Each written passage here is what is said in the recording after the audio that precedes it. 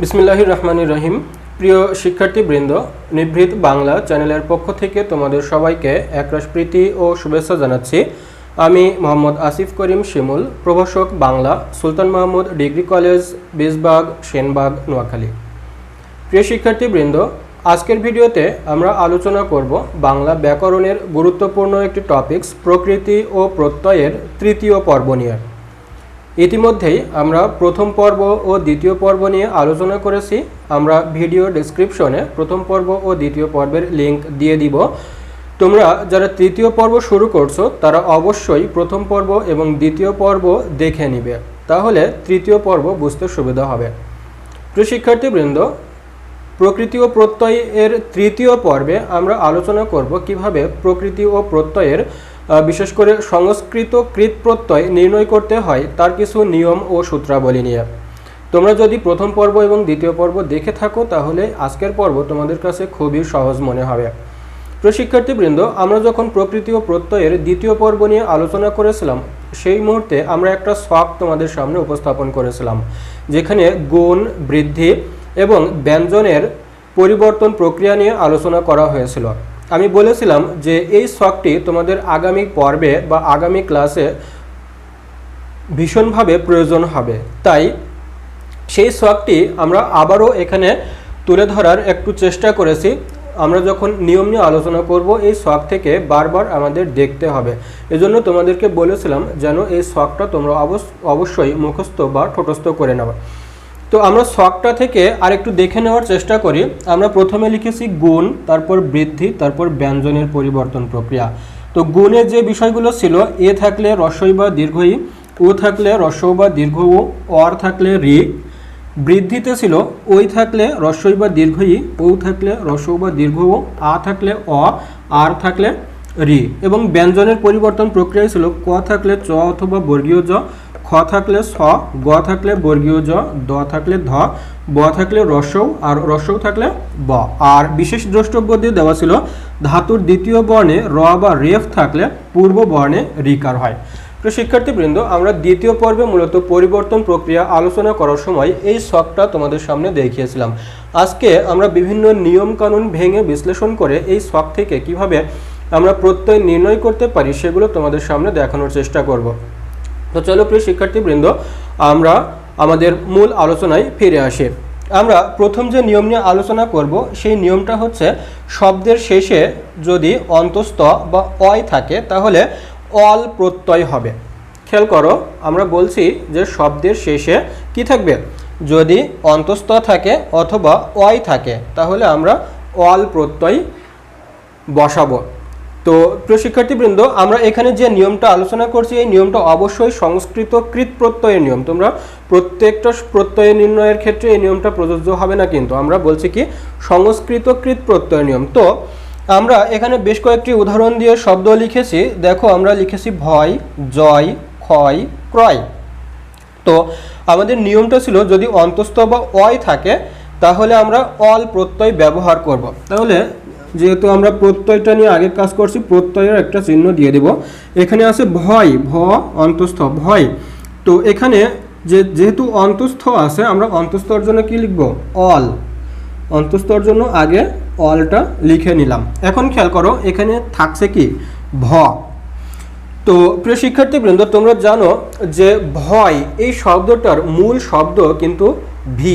কারণ কি, আমরা যখন ভয় পাই, যদি কেউ ভয় পায় তাহলে আমরা ভীত বলি। তো যেহেতু ভয় এই শব্দটার মূল অংশ হচ্ছে ভি, তাহলে আমরা এখানে লিখে নেব ভি। আর যেহেতু এটা কৃত প্রত্যয়, তার আগে একটা রুট ওভার চিহ্ন, যেটাকে আমরা ধাতু চিহ্ন বলে থাকি, সেই চিহ্নটা দিয়ে দেব। তার মানে আমরা যখন ভয়ের প্রকৃতি প্রত্যয় নির্ণয় করতে যাচ্ছি তাহলে হচ্ছে ভয় সমান ভি যোগ অল। একইভাবে তোমাদের আরও একটি শর্টকাট বলে দিই, যদি এরকম দুই অক্ষরের কোনো শব্দ থাকে এবং লাস্টে যদি অন্তস্থ থাকে তাহলে আমরা অন্তস্থর জন্য অল প্রত্যয় দিয়ে দিব, আর প্রথম যে অক্ষরটা থাকবে তার আগের মানে সেই অক্ষরে একটা রস্বইকার লাগিয়ে দেব, তাহলে প্রকৃতি প্রত্যয় নির্ণয় এই সূত্রটা খুব সহজ হয়ে যাবে। একইভাবে যেহেতু জয় আছে, অন্তস্থর জন্য আমরা অল দিয়ে দিব, আর যেহেতু বর্গীয় জ তার আগে একটা রস্বই, জি যোগ অল। একইভাবে যেহেতু ক্ষয় আছে আমরা অন্তঃস্থর জন্য অল বসাবো, আর যেহেতু প্রথম অক্ষর কয় মূর্ধন্য স, সেই কয় মূর্ধন্য স অক্ষরটা লিখে তার আগে একটা রস্বই দিয়ে দেবো, ক্ষি যোগ অল। একইভাবে ক্রয়টা আমরা আগে অল দিয়ে দিচ্ছি, আর যেহেতু প্রথম অক্ষর কয় র ফলা, এটা লিখে নিয়ে তার আগে একটা রস্বইকার দিয়ে দিচ্ছি এবং তার আগে একটা ধাতু চিহ্ন দিয়ে দিচ্ছি, ক্রি যোগ অল। প্রিয় শিক্ষার্থীবৃন্দ, আশা করি প্রথম নিয়মটা তোমরা বুঝতে পেরেছো। আমরা আরও একবার রিভিউ করি যে যদি দুই অক্ষরের কোনো শব্দে অন্তঃস্থ থাকে বা অয় থাকে, তাহলে আমরা অন্তঃস্থ বা অয়ের জন্য অল লিখব, আর প্রথম অক্ষরের আগে একটা রস্বইকার দিয়ে দেবো। তাহলে কিন্তু আমাদের শব্দের শেষে যে অন্তঃস্থ বা অয় থাকলে আমরা অল প্রত্যয় ব্যবহার করব, এই নিয়মটা আমাদের চলে আসবে বা এই নিয়মটা আমাদের প্রযোজ্য হয়ে যাবে। প্রিয় শিক্ষার্থীবৃন্দ, এবার আসো আমরা 2 নম্বর নিয়ম নিয়ে আলোচনা করি। 2 নম্বর নিয়মে তোমরা দেখতে পাচ্ছ যে আমরা যে নিয়মটা লিখেছি, শব্দের শেষে অন থাকলে অনট প্রত্যয় হবে। অর্থাৎ যখন কোনো শব্দের শেষে সংস্কৃত কৃত প্রত্যয়ের ক্ষেত্রে যদি কোনো শব্দের শেষে আমরা অন পাই, তাহলে সেই অনের জন্য অনট প্রত্যয়টা ব্যবহার করব। তো প্রিয় বন্ধুরা, এখানে খেয়াল করো, আমি বেশ কয়েকটি উদাহরণ লিখেছি, করণ, বচন, গমন, দর্শন, শ্রবণ। তো এই শব্দগুলোর আমরা কিভাবে প্রকৃতি ও প্রত্যয় নির্ণয় করব সেই জিনিসগুলো একটু দেখে নেই। তো আমরা বলছি কি, যদি অন থাকে অনট ব্যবহার করব। তো এই শব্দগুলো আমরা বোঝার সুবিধার্থে একটু ভেঙে নিচ্ছি। আমরা করণ শব্দটা যদি ভাঙি, তাহলে দেখা যাবে এখানে কর এবং অন দুইটা অংশ আছে। তো এই জায়গায় আমরা বলছিলাম যদি অন থাকে তাহলে আমরা অনট ব্যবহার করব। তো অনের জন্য আমরা আগে অনট লিখে নিচ্ছি। এখন বাকি থাকছে কি বলতো, বাকি থাকছে কর। আমরা বলেছিলাম যে ধাতুর প্রথম অংশে হয় স্বরের পরিবর্তন, যেটাকে আমরা গুণ বা বৃদ্ধি বলে থাকি। তো ধাতুর প্রথম অংশে কর, এই অংশে প্রথম অংশে কোনো স্বর নাই, প্রথম অংশে আছে ব্যঞ্জন, কিন্তু প্রথম অংশে ব্যঞ্জনের যেহেতু কোনো পরিবর্তন হবে না, তাহলে আমরা কয়ের জায়গায় কটা রেখে দিলাম। এখন খেয়াল করো, আমাদের আরেকটা নিয়ম ছিল, ধাতুর দ্বিতীয় বর্ণে যদি র বা রেফ থাকে তাহলে পূর্ব বর্ণে রিকার হয়। তো এখানে ধাতুর দ্বিতীয় বর্ণে র আছে, তো এই রটা প্রথম বর্ণে এসে রিকার হয়ে যাবে। ক্রি যোগ অনট সমান সমান কি, করণ। আশা করি বোঝা গিয়েছে। একইভাবে আমরা যদি বসন শব্দটা বিশ্লেষণ করি, তাহলে দেখা যাবে এখানে পাচ্ছি বস আর অন। তো অনের জন্য আমরা আগেই অনট লিখে নিচ্ছি, অনট লিখে নিলাম। পরের অংশে প্রথম অংশে হচ্ছে স্বরের পরিবর্তন, যেহেতু কোনো স্বর নাই তাহলে আমরা বসটা বটা লিখে নিলাম। পরের অংশে ব্যঞ্জনের পরিবর্তন, চ, চ থাকলে কিছু হওয়ার কথা ছিল, দেখো তো, ক থাকলে চ বা বর্গীয় জ হয়, কিন্তু চ যদি থাকে তাহলে কিছু হবে না, চটা বসেই যাবে। তাহলে এখানে আমরা চটা বসিয়ে দিলাম, একটা হস দিয়ে দিলাম এবং তার আগে একটা ধাতু চিহ্ন দিয়ে দিলাম। তাহলে বসন কি, বস যোগ অনট। একইভাবে যদি আমরা গমন নির্ণয় করি, তাহলে এখানে দেখব যে গম আর অন পাবো। তো অনের জন্য আমরা আগেই অনট লিখে নিচ্ছি, আর যেহেতু গ ব্যঞ্জন, গ বসে যাচ্ছে, মো থাকলেও কোনো পরিবর্তন হচ্ছে না, মোটাও বসে যাচ্ছে, আগে একটা ধাতু চিহ্ন। এরপরে খেয়াল করো দর্শন, এটা আমরা কি পাবো, দর আর তালবসা আর অন, দর তালবসা অন। তো অনের জন্য আমরা অনটটা বসিয়ে নিলাম, অনট। এখন থাকছে কি, দ, র আর তালব্যসা। তো খেয়াল করো, দ যেহেতু ব্যঞ্জন, ব্যঞ্জনের প্রথম অংশে পরিবর্তন নাই, আমরা দটা বসিয়ে নিচ্ছি। তো এরপরে থাকছে র, দ্বিতীয় বর্ণে যদি র থাকে তাহলে সেটা রিকার হয়, আমরা দয়ের নিচে রি বসিয়ে দিচ্ছি। আর তালব্যসা, তালব্যসার কোনো পরিবর্তন নাই, তালব্যসাটা বসিয়ে দিচ্ছি, তার আগে একটা ধাতু চিহ্ন। তার মানে দর্শন যদি হয় তাহলে আমাদের প্রকৃতি প্রত্যয় হবে দৃশ যোগ অনট। একইভাবে শ্রবণ, এটা আমি একটু উপরে লিখছি, শ্রবণ এই শব্দটাকে যদি আমরা ভাঙি তাহলে কি পাবো, শ্র যোগ অন। তো এখন খেয়াল করো যে আমরা এই তালব্যশয় র ফলাটা রেখে দিচ্ছি, আমরা আগে অনের জন্য অনট দিয়ে নিলাম, তালব্যশয় র ফলাটা রেখে দিচ্ছি। আর ব থাকলে কি হবে, ব থাকলে রস্যৌকার হবে, এই জন্য যেহেতু এখানে তালব্যশয় র ফলা রস্যও দিতে পারে না, আমরা তালব্যশয় র ফলা রস্যু দিয়ে দিচ্ছি, অর্থাৎ শ্রু যোগ অনট সমান সমান হবে শ্রবণ। তাহলে দেখা যাচ্ছে করণ, ক্রি যোগ অনট বসন বস যোগ অনট, গমন গম যোগ অনট, দর্শন দৃশ যোগ অনট, শ্রবণ শ্রু যোগ অনট। প্রিয় শিক্ষার্থীবৃন্দ, আশা করি 2 নম্বর নিয়মটাও তোমরা বুঝতে পেরেছ। প্রিয় শিক্ষার্থীবৃন্দ, এবার আসো আমরা সংস্কৃত কৃত প্রত্যয় নির্ণয়ের তৃতীয় সূত্র নিয়ে আলোচনা করি। 3 নম্বর সূত্রে বলা হচ্ছে শব্দের শেষে অক থাকলে নক প্রত্যয় হবে। কি বলা হচ্ছে?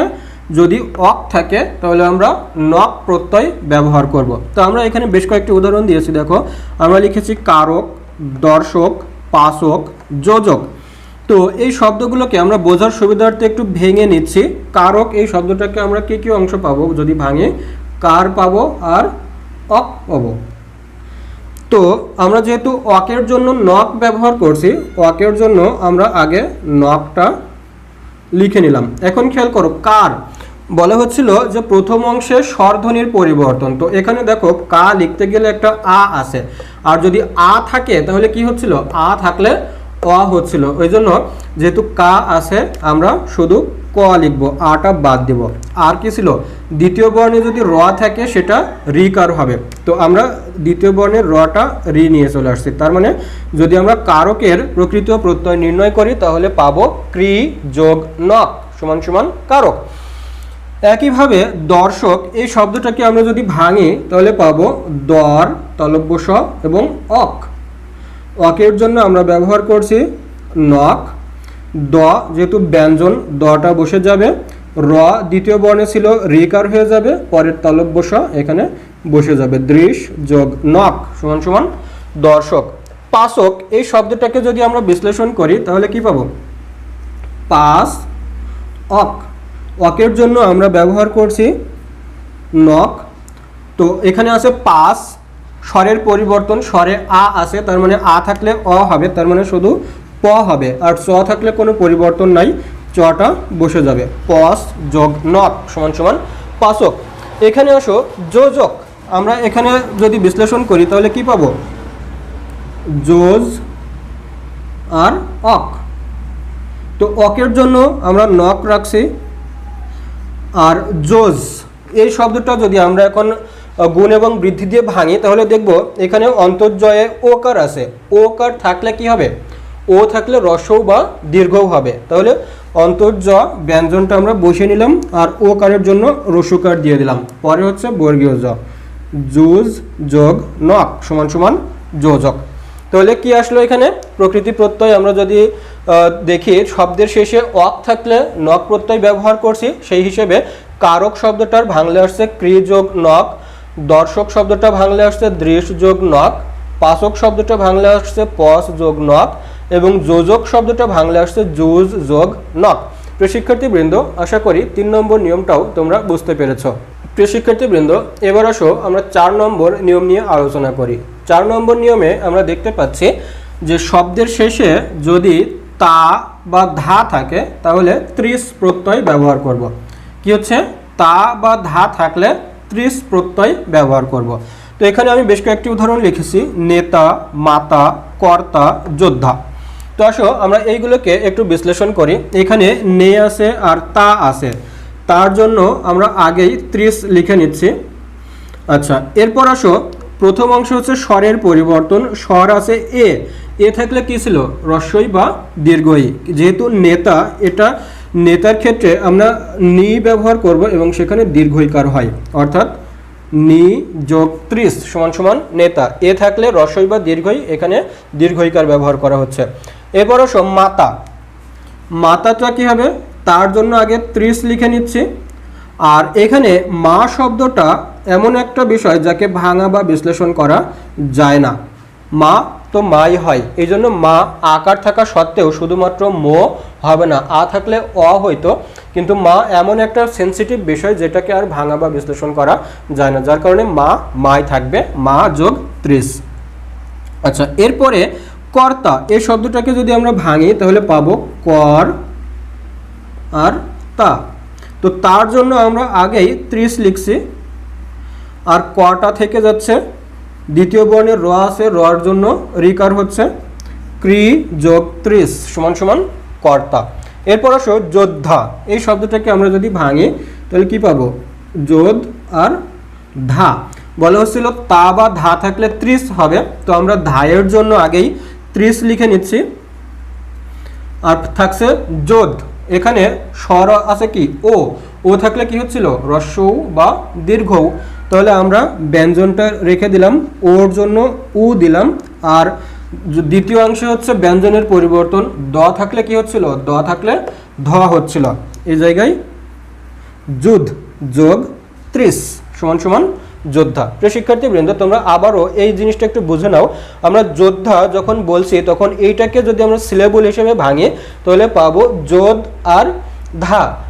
নিয়ম ছিল শব্দের শেষে তা বা ধা থাকলে 30 হবে, তো এখানে ধা পাচ্ছি, ধায়ের জন্য আগেই 30 লিখে নিচ্ছি। আর যোধ প্রথম অংশের হচ্ছে স্বরের পরিবর্তন গুণ বা বৃদ্ধি থেকে দেখব যে ওকারের জন্য কি হয়, ওকারের জন্য হ্রস্ব বা দীর্ঘকার হয়। তো আমরা ব্যঞ্জনটা প্রথমে লিখে নিচ্ছি, লিখে নেওয়ার পরে ওকারের জন্য হ্রস্ব ব্যবহার করছি। আর ব্যঞ্জনে দ্বিতীয় অংশের পরিবর্তন দ থাকলে ধ হচ্ছিল, এজন্য দয়ের জায়গায় আমরা ধ বসিয়ে দিচ্ছি, যুধ যোগ 30। প্রিয় শিক্ষার্থীবৃন্দ, তোমরা হয়তোবা বুঝেই গিয়েছো যে প্রকৃতি প্রত্যয় তোমরা যতটা কঠিন মনে করো ততটা কঠিন নয়। কারণ কি, তোমরা যখন প্রাইমারি বা হাই স্কুল লেভেলে গণিত করে এসেছো, গণিত যেরকম সূত্রের সাহায্যে ফেললে অঙ্ক মিলে যাইতো, এখানে ঠিক তেমনিভাবে আমরা প্রকৃতি প্রত্যয় নির্ণয়টা যখন সূত্রের ছকে ফেলবো তখন দেখবা এমনিতেই এগুলো মিলে যাবে, বেশি একটা কঠিন মনে হয় না। তো প্রিয় বন্ধুরা, আশা করি তোমরা 4 নম্বর নিয়মটাও বুঝে গিয়েছো। প্রিয় শিক্ষার্থীবৃন্দ, এবার আসো আমরা সংস্কৃত কৃত প্রত্যয় নির্ণয়ের 5 নম্বর সূত্র নিয়ে আলোচনা করি। 5 নম্বর সূত্রে বলা হচ্ছে শব্দের শেষে মান থাকলে শান্স প্রত্যয় হবে, অর্থাৎ শব্দের শেষে যদি মান থাকে তাহলে আমরা প্রত্যয় হিসেবে সেখানে শান্স ব্যবহার করব। তো এখানে খেয়াল করো, আমরা প্রথমে লিখেছি বর্ধমান, এই শব্দটাকে আমরা যদি ভাঙি তাহলে কি হবে, প্রথমে বলো তো কি কি সিলেবল পাবো, বর ধ মান, এইভাবে আমরা সিলেবল বিশ্লেষণ করতে পারি। তো যেহেতু মান থাকলে শান্স ব্যবহার করা হচ্ছে, মানের জন্য আমরা আগেই শান্সটা লিখে নিচ্ছি, শান্স, এবং নয়ের নিচে অবশ্যই একটা হর্ষ চিহ্ন দিবে। মানের জন্য আমরা শান্স ব্যবহার করলাম, থাকে কি বর আর ধ। তো এই বরের ক্ষেত্রে প্রথম অংশে হয় স্বরের পরিবর্তন, যেহেতু স্বর কিছু নাই তাহলে বটা আমরা রেখে দিচ্ছি। আচ্ছা, এরপরে নিয়ম ছিল ধাতুর দ্বিতীয় বর্ণে র বা রেফ থাকলে পূর্ব বর্ণে রি হয়, যেহেতু র আছে বা এখানেও রেফ আছে তো একটাকে আমরা রি হিসেবে দিয়ে দিচ্ছি। আচ্ছা, এরপরে দেখো বাকি থাকছে ধ। আমরা দেখেছিলাম যদি দ থাকে ধ হয়, আর ধ হয়ে যেহেতু আছে তাহলে এই ধয়ের কোনো আর পরিবর্তন নাই, তাহলে এখানে কি হবে, বৃদ্ধ, আগে একটা ধাতু চিহ্ন। তাহলে যদি বর্ধমান এর প্রকৃতি প্রত্যয় নির্ণয় করতে বলা হয় তাহলে হবে বৃদ্ধ যোগ শান্স। একইভাবে চলমান, এই শব্দটার আমরা ভাঙলে বা বিশ্লেষণ করলে কি কি সিলেবল পাবো, চল পাবো আর মান পাবো। তো মানের জন্য আগেই আমরা শান্স লিখে নিচ্ছি। আর চ প্রথম অংশে ধাতুর প্রথম অংশে স্বরের পরিবর্তন, যেহেতু স্বর নাই আর ল থাকলেও কোনো পরিবর্তনের নিয়ম নাই, তাহলে চল যেটা আছে সেটা চল বসেই গেল, চল যোগ শান্স সমান সমান চলমান। বর্তমান, এই জায়গাতে আমরা কি কি পাবো, যদি ভাঙি তাহলে বর পাবো, ত পাবো, মান পাবো। তো মানের জন্য আমরা আগেই শান্স লিখে নিচ্ছি, শান্স। আর ব একইভাবে ব ব্যঞ্জনটা বসে নিলাম, রয়ের জন্য রি কাট দিলাম। আচ্ছা, এখন থাকছে ত। তো এই তটা আসলে বৃত বানানটা এরকম নয়, বৃত বানানে আমরা খণ্ডত ব্যবহার করি, তয়ের জন্য একটা খণ্ডত হবে। তো বর্তমান যখন আমরা নির্ণয় করব তখন তার নিয়মটা হবে এরকম যে বৃত যোগ শান্স। প্রিয় শিক্ষার্থীবৃন্দ, এই নিয়মটা আরও একটু রিভিউ করি, যে শব্দের শেষে মান থাকলে আমরা শান্স প্রত্যয় ব্যবহার করছি। তো শব্দগুলো যদি বড় বড় থাকে তাহলে আমরা বোঝার জন্য সেগুলোকে বিভিন্ন সিলেবল হিসেবে ভাগ করে নেব। তোমরা ইংরেজিতে যেটাকে সিলেবল বলো বা অক্ষর বলা হয়, বাক্যের নিঃশ্বাসের স্বল্পতম প্রয়াসে যতটুকু উচ্চারিত হয় সেটাকে অক্ষর বা সিলেবল বলা হয়, তোমরা সেইভাবে ভাগ করে নিবে। তো আমরা বর্ধমান যদি সিলেবল হিসেবে ভাগ করে নিই তাহলে পাবো বর ধ মান। তো মানের জন্য আমরা শান্স ব্যবহার করছি, তারপরে এসে ব থাকলে কোনো নিয়ম ছিল না, যেহেতু প্রথম অংশে স্বরের পরিবর্তন, এখানে স্বর নাই, বটা বসে যাচ্ছে। দ্বিতীয় বর্ণে র আছে, এই জন্য রিকার হচ্ছে, আর ধ থাকলে কোনো পরিবর্তন নাই, ধ বসে যাচ্ছে, ব্রিথ যোগ শান্স। একইভাবে চল যোগ শান্স, ব্রিথ যোগ শান্স। এটা হচ্ছে আমাদের কৃৎপ্রত্যয় নির্ণয়ের 5 নম্বর নিয়ম। আশা করি তোমরা এই নিয়মটিও বুঝতে পেরেছ। প্রিয় শিক্ষার্থীবৃন্দ, এবার আসো আমরা সংস্কৃত কৃৎপ্রত্যয় নির্ণয়ের 6 নম্বর নিয়ম নিয়ে আলোচনা করি। তো 6 নম্বর নিয়মে আমরা দেখতে পাচ্ছি যে শব্দের শেষে যদি অন্তর্জ বা জ ফলা থাকে তাহলে আমরা ঘ্যান প্রত্যয় ব্যবহার করব। ঘ্যান বানানটা দেখো, ঘয় জ ফলা মূর্ধন্য। তো আমরা এখানে বেশ কিছু উদাহরণ লিখেছি, কার্য, ধার্য এবং ভোগ্য। এই শব্দগুলোকে আমরা একটু প্রকৃতি ও প্রত্যয় নির্ণয়ের মাধ্যমে বিশ্লেষণ করে দেখি। তো যেহেতু এইগুলো যুক্ত ব্যঞ্জন হিসেবে আছে, আমরা এগুলোকে সিলেবল হিসেবে ভাগ করে নিব। তো কার্য এই শব্দটাকে যদি সিলেবল হিসেবে ভাগ করি তাহলে দেখা যাবে কার এবং জ। তো আমরা বলছিলাম যদি জ অন্তর্জ বা জ ফলা থাকে সেজন্য আমরা ঘ্যান প্রত্যয় ব্যবহার করব। তো এখানে এই জয়ের জন্য আগেই ঘ্যান বসিয়ে নিচ্ছি। এখন থাকছে কার। প্রথম অংশে হচ্ছে স্বরের পরিবর্তন, স্বর আ আছে, তাহলে আটা যদি হয় সেখানে অ হবে, তাহলে কটা বসে যাচ্ছে, আকারটা বাদ চলে যাচ্ছে, ক। দ্বিতীয় বর্ণে র আছে, র বা রেপ থাকলে রিকার হবে, তাহলে এখানে রয়ের জন্য রি। ক্রি যোগ ঘ্যান সমান সমান কার্য। একইভাবে ধার্য, এটা যদি আমরা বিশ্লেষণ করি তাহলে কি কি পাবো, ধার আর অন্তর্জ। তো অন্তর্জয়ের জন্য আগেই আমরা ঘ্যান বসিয়ে নিচ্ছি, ঘ্যান। এখানে ধা আছে, যেহেতু প্রথম অংশে স্বরের পরিবর্তন, স্বর আ আছে, আ থাকলে অ হবে, তাহলে শুধুমাত্র ধ বসিয়ে নিচ্ছি। আর দ্বিতীয় বর্ণে র আছে, র থাকলে পূর্ব বর্ণে রিকার হবে, তাহলে ধৃ যোগ ঘ্যান সমান সমান ধার্য। এরপর আসো ভোগ্য। এখানে কি আমরা পাবো, ভোগ পাবো, আর অন্তর্জ মানে কি জ ফলা। তো এই জ ফলা বা অন্তর্জর জন্য আগেই আমরা ঘ্যান বসিয়ে নিচ্ছি। আচ্ছা, এরপর দেখো প্রথম অংশে স্বরের পরিবর্তন, ও আছে, ও থাকলে কি হবে, রস্যু হবে। তো আমরা ব্যঞ্জন ভ আছে, ভটা বসিয়ে নিলাম, ও কারের জন্য রস্যু দিলাম। এখন থাকছে গ, দ্বিতীয় অংশে ব্যঞ্জনের পরিবর্তন। গ থাকলে কি নিয়ম ছিল, গ থাকলে বর্গীয় জ ছিল, তাহলে এরপরে বর্গীয় জ, এখানে একটা ধাতু চিহ্ন। তাহলে যখন আমরা ভোগ্য নির্ণয় করছি তখন হবে ভুজ যোগ ঘ্যান। অনেকে বুঝতেই পারে না যে ভোগ্যর ভিতরে ভুজ কোথা থেকে আসছে বা ঘ্যান কোথা থেকে আসছে। নিয়মটা হচ্ছে যদি শব্দের শেষে অন্তর্জ বা জ ফলা থাকে সেই ক্ষেত্রে আমরা ঘ্যান প্রত্যয় ব্যবহার করব। এটা সরাসরি নিয়ম, a + b² সূত্রের যেরকম নিয়ম ছিল সেরকম নিয়ম। এখন এই ভোগ্য ভুজ কোথা থেকে আসছে, তো আমরা দেখছিলাম যে ধাতুর প্রথম অংশে যে গুণ বা বৃদ্ধির পরিবর্তন এবং শেষ অংশে যে ব্যঞ্জনের পরিবর্তন সেইটা যদি ফলো করি তাহলে দেখব যে ভোগ এই শব্দটার প্রথম অংশে ও আছে, ও থাকলে উকার ছিল, তাহলে আমরা ব্যঞ্জনটা আগে বসিয়ে নিচ্ছি ভ, ওকারের জন্য রস্যকার। আর গ থাকলে যে ব্যঞ্জনের পরিবর্তন, গ থাকলে বর্গীয় জ, সেই বর্গীয় জ এখানে বসিয়ে দিচ্ছি। অর্থাৎ মান নির্ণয়ের যেরকম x = 10, y = 12 এরকম কিছু মান নির্ণয়ের আমরা সূত্র প্রয়োগ করে হচ্ছে গণিত করতাম, ঠিক একইভাবে আমরা মনে করো এখানে ওকারের মান রস্যকার বসাচ্ছি, গ এর মান বর্গীয় জ বসাচ্ছি। খুব সিম্পল একটা বিষয়। আশা করি তোমরা 6 নম্বর নিয়মটাও বুঝতে পেরেছ। প্রিয় শিক্ষার্থীবৃন্দ, এবার আসো আমরা সংস্কৃত কৃৎপ্রত্যয় নির্ণয়ের 7 নম্বর নিয়ম নিয়ে আলোচনা করি। 7 নম্বর নিয়মে বলা হচ্ছে শব্দের শেষে ত থাকলে কয় সংযুক্ত ত প্রত্যয় হবে। অর্থাৎ যদি ত থাকে তাহলে আমরা প্রত্যয় হিসেবে কয় সংযুক্ত ত ব্যবহার করব। তো আমরা এখানে কিছু উদাহরণ লিখেছি, মুক্ত, ভুক্ত, খ্যাত। এই বিষয়গুলোকে আমরা একটু সিলেবল হিসেবে ভাগ করে দেখি।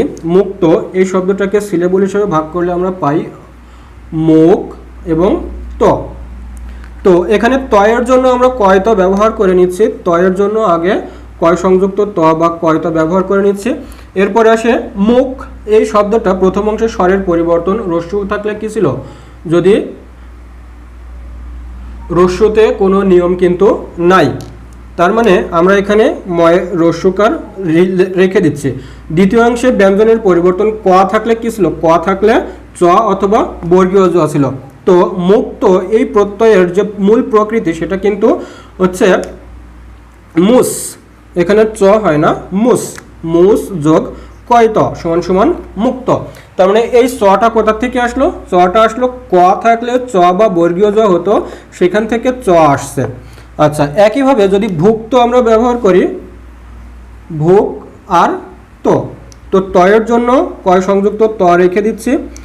আর ভু, এখানে রস্যুর কোনো পরিবর্তন নেই। উ, এই ক থাকলে চ বা বর্গীয় জ ছিল, সেখান থেকে আসছে বর্গীয় জ। ভুজ যোগ কয় ত সমান সমান ভুক্ত। এরপর আসো খ্যাত। এখানে তয়ের জন্য আমরা আগেই কয় সংযুক্ত ত লিখে নিচ্ছি। আর এই খ্যা মূলত খ্যাত শব্দের মূল যে ধাতু সেটা হচ্ছে খ্যা, এর আর কোনো পরিবর্তন নয়। তার মানে এখানে হবে কি খ্যা যোগ কয় তয় সমান সমান খ্যাত। একইভাবে যদি আমরা জ্ঞাত নির্ণয় করি, জ্ঞা গয় মানে জ্ঞা যোগ কয় ত, জ্ঞাত। তো এইভাবে আমরা প্রকৃত প্রত্যয় নির্ণয় করতে পারি। প্রিয় শিক্ষার্থীবৃন্দ, আজকের ভিডিও অনেক দীর্ঘ হয়ে যাচ্ছে। আমরা আজকে মাত্র 7টা নিয়ম নিয়ে আলোচনা করলাম। পরের নিয়মগুলো আমরা পরবর্তী ভিডিওতে আলোচনা করব। তো সেই পর্যন্ত তোমরা এই 7টা নিয়ম খুব ভালোভাবে আয়ত্ত করে নাও এবং বিভিন্ন বই ঘেটে দেখো যে এই নিয়মের অনুরূপ বা এই নিয়মের ভিতরে পড়ে এমন কোন কোন শব্দ আছে। সেই শব্দগুলো তোমরা নিজেরা প্রকৃতি ও প্রত্যয় নির্ণয় করে নিজেদের ভিতরে প্র্যাকটিস করে নাও। আমরা পরবর্তী ভিডিওতে সংস্কৃত কৃত প্রত্যয় নির্ণয়ের পরের নিয়মগুলো নিয়ে আলোচনা করব। সে পর্যন্ত তোমরা অবশ্যই ভালো থাকবে, সুস্থ থাকবে। আর আরেকটা কথা, যদি ভিডিওটি ভালো লাগে তাহলে অবশ্যই ভিডিওতে একটি লাইক দিবে, তোমার কমেন্ট করে তোমার মন্তব্য জানাবে, আর অবশ্যই শেয়ার করবে, যাতে এই নিয়মগুলো তোমার বন্ধুরাও বা অন্যরাও জানতে পারে। আর যদি আমার চ্যানেলে নতুন হয়ে থাকো তাহলে অবশ্যই চ্যানেলটি সাবস্ক্রাইব করে পাশের বেল আইকনটি বাজিয়ে দিবে। আর সব সময় ভালো থাকবে, নিরাপদে থাকবে, সুস্থ থাকবে, এই প্রত্যাশা রেখে আজকের ভিডিও এখানেই শেষ করছি। আল্লাহ হাফেজ।